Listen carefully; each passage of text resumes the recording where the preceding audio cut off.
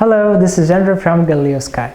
In our previous videos, we learned how to make simple constructions using scripting language. In this video, I will show you how to troubleshoot the scripts and look for mistakes.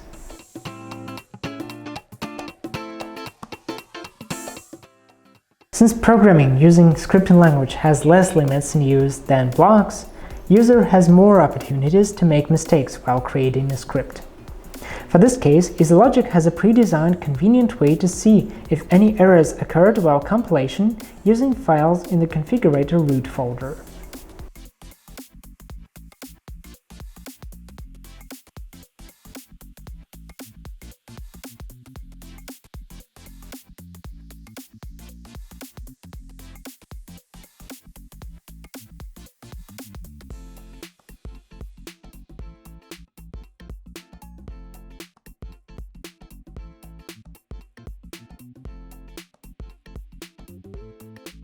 After script is written and being compiled, you can see if you have any errors.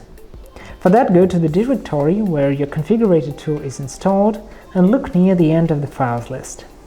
Here we'll see two files: script with src extension and script with err extension. Src extension holds useful information not only for troubleshooting but also about existing functions in the scripting language. As an example, we can see here all the functions for CAN bus we used in this lesson, as well as diagnostics, tag write value, and so on.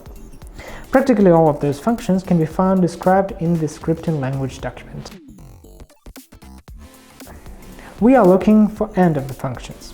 There we'll see the text of our script, which is now operated by the configurator. For more convenient reading, we recommend to use text editors with line numbers in file. We'll need that later to look for errors. In the ERR extension, we see a full list of all found errors in current script, which directly mess with script compiling. They have error in the beginning.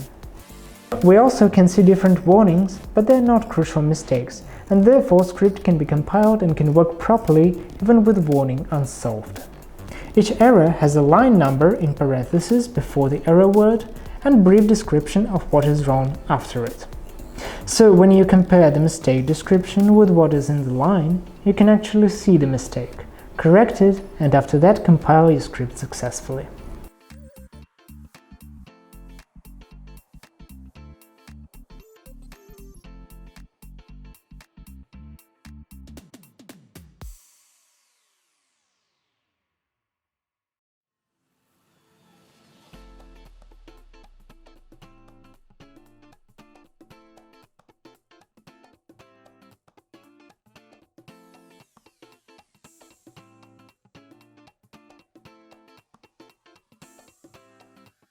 In this lesson, you learned basics of working with scripting language as well as functions to work with CAN bus.